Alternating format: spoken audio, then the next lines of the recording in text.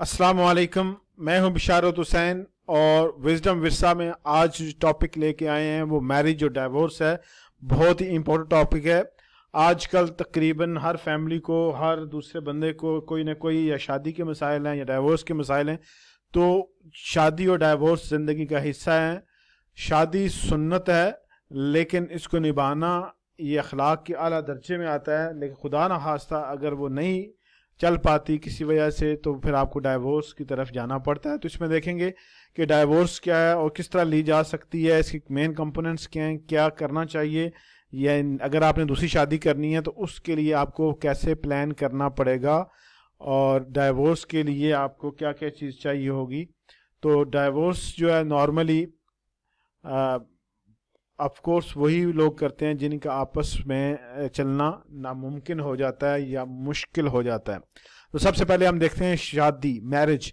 Marriage जो है उसके लिए 16 साल या इससे ऊपर होना ज़रूरी है यूके लॉ के मुताबिक, और उनमें से कोई बंदा भी पहले शादीशुदा नहीं होना चाहिए और ना ही सिविल पार्टनरशिप के अंदर हो, और वो आपस में क्लोजली रिलेटिव ना हो, रिलेटेड भी ना हो। इस्लाम के अंदर भी जिस तरह है कि वो अपने जो कुछ रिश्ते हैं उनको नामहरम कहा गया है कि उन रिश्तों के अंदर रह के आप वो शादी उनके साथ नहीं कर सकते, जिनको अलाउड है उनके साथ आप कर सकते हैं। तो इसी तरह यूके लॉ के मुताबिक भी आप अपने क्लोज जो रिलेटिव्स हैं उनके साथ शादी नहीं कर सकते। डाइवोर्स खुदा न खास्ता आपकी शादी नहीं चल पाती, कुछ भी रीज़न हो सकती है, आपस में ख्यालात नहीं मिलते या सोच नहीं मिलती या कुछ भी रीज़न बन सकती है, एक दूसरे को पसंद नहीं करते, ज़बरदस्ती की मैरिज हुई है, वट एवर, कोई कुछ भी वजह बन सकती है। तो अगर खुदा न खास्ता आप उसको नहीं बना चल पाते तो फिर आपको ऑफ कोर्स इलादा हो जाना चाहिए, और इलादगी के लिए आपका वो रिलेशनशिप जो है वो ब्रेक डाउन होना चाहिए, उसको टूटना चाहिए।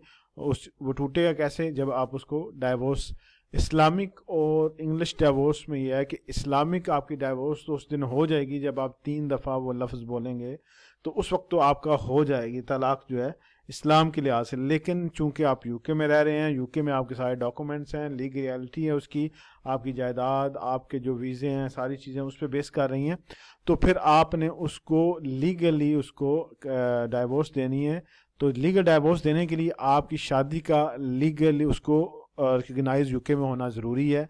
अब लीगली रिकग्नाइज कैसे है कि अगर कोई बंदा इस्लामिक मैरिज करता है और यूके से बाहर से आता है, लाइक पाकिस्तान, इंडिया, बांग्लादेश या दुनिया के किसी भी कोने से आता है यूके में, तो अगर उस मुल्क के कानून के मुताबिक वो शादी मानी गई है और यूके ने वीज़ा दे दी है, तो इसका मतलब यह है कि वो शादी रिकग्नाइज्ड है, यूके ने उसको एक्सेप्ट किया, उसको ओन कर लिया है।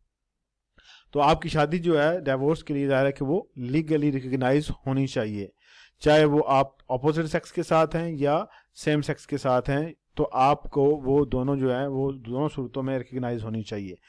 और यूके लॉ के अंदर आपका जो है वो यूके के अंदर आप परमानेंट होम होना चाहिए, आपका परमानेंट आपकी टेंशन जो है वो यूके में ही रहने की होनी चाहिए। तो फिर आप यूके में उसकी डाइवोर्स जो है वो अप्लाई करेंगे। कैसे अप्लाई करेंगे? उसके डिफरेंट तरीके हैं। पहले तो अगर आपका कॉम्प्लिकेटेड केस है खुदा न खास्ता, तो फिर आप ज़ाहिर है कि अपने फैमिली लॉयर जो फैमिली केस करते हैं, जो डाइवोर्स के माहिर हैं, उनके पास आपने जाना है। और अगर सिंपल है तो आप ऑनलाइन भी कर सकते हैं, बाय पोस्ट भी कर सकते हैं। अगर ऑनलाइन जाएंगे तो उसमें आपको आपके जो पार्टनर हैं उनका एड्रेस और उनके नाम की ज़रूरत पड़ेगी, डेट ऑफ बर्थ वगैरह की ज़रूरत पड़ेगी। आपके पास ओरिजिनल मैरिज सर्टिफिकेट या सर्टिफाइड कॉपी होना ज़रूरी है। उसमें ज़ाहिर कि वो डिटेल्स भी मांगी जाएगी और आपको प्रोवाइड भी करना होगा। उसके बाद अगर खुदा न खास्ता आपका नाम चेंज हो गया है, उसके बाद आप या पार्टनर का नाम चेंज हो गया शादी के बाद, तो आपने वो नेम चेंज डीड जो है वो भी प्रोवाइड करनी होगी। इसकी जो फ़ी है वो है 550 पाउंड है, और बाय पोस्ट अगर करेंगे तो उस एप्लीकेशन फॉर्म का नाम है D8। और इसमें एक और बहुत बड़ा जो लोगों को मिसकन्फ्यूजन है, जो अक्सर लोग सवाल पूछते हैं, वो ये है कि अगर मैंने तलाक दे दी इस्लामिक तो क्या मैं दूसरी शादी कर सकता हूँ? तो यस, इस्लाम के मुताबिक तो आप कर सकते हैं, लेकिन यूके लॉ के मुताबिक नहीं। यूके लॉ में कहते हैं कि आपके पास आपकी पहली मैरिज नहीं होनी चाहिए, वो ब्रोकन डाउन होनी चाहिए, उसकी डाइवोर्स हो चुकी होनी चाहिए, और आपके हाथ में डिग्री ऑफ एब्सोल्यूट होनी चाहिए। अगर आपके पास डिग्री ऑफ एब्सोल्यूट नहीं है तो यूके लॉ के मुताबिक आप दूसरी शादी नहीं कर सकते। इस्लामिक या रिलीजियस मैरिज तो हो जाएगी, लेकिन कल आपको प्रॉब्लम बनेगी जब आप वीज़ा अप्लाई करेंगे। जब वीज़ा अप्लाई करेंगे तो उसमें लिखेंगे, आपने वो डॉक्यूमेंट लगाना है, डिग्री ऑफ एब्सोल्यूट जो है, आपकी पहली जो शादी थी वो टूट गई है तो उसका जो प्रूफ लगाना, तो उसमें डेट लिखी होगी आपकी।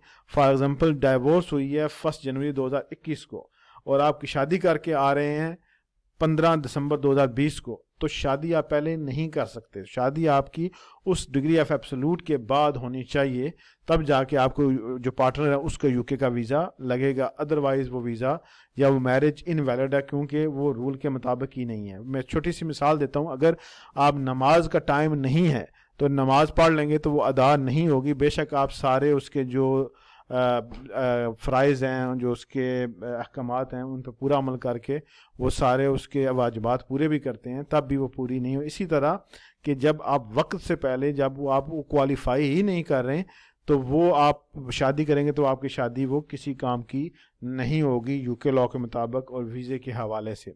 तो इसलिए जब भी आप खुदा न खासा इस सिचुएशन से गुजर रहे हों तो लाजमी आपने अपने लॉयर से, सोलिसिटर से रब्ता करके उससे कंफर्म कर लें, एडवाइस ले लें पहले, बजाय कि आप कोई स्टेप ले लें और उसके बाद पछताना पड़े, तो उस बहुत सारे मामला कॉम्प्लिकेटेड हो जाते हैं उसमें।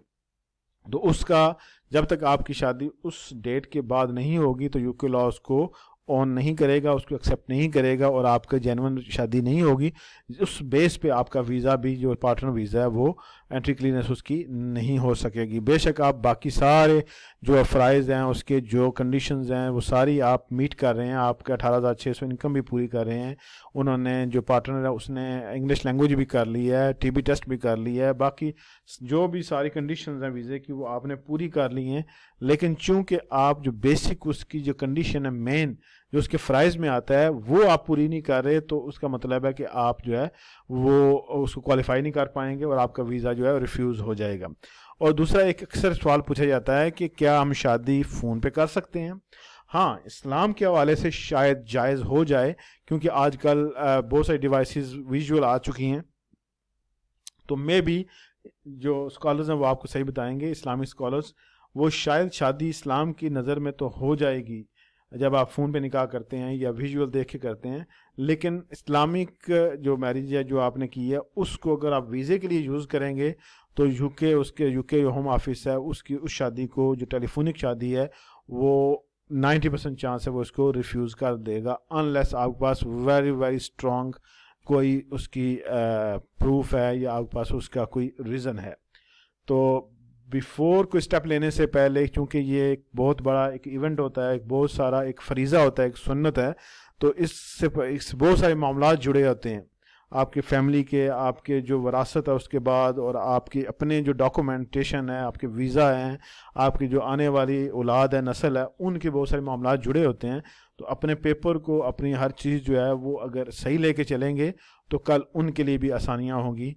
अक्सर लोग आते हैं, किसी की डेट ऑफ बर्थ गलत है, किसी के वालिदैन का नाम गलत है, किसी ने मैरिज उनके पास है ही नहीं है सर्टिफिकेट, तो इस तरह ये सारी चीज़ें हैं, ऑन टाइम वो लेके आप सारा रिकॉर्ड रख के फिर अपना वीज़ा अप्लाई करें और इंशाल्लाह वो वीज़ा थ्रू हो जाएगा और लग जाएगा।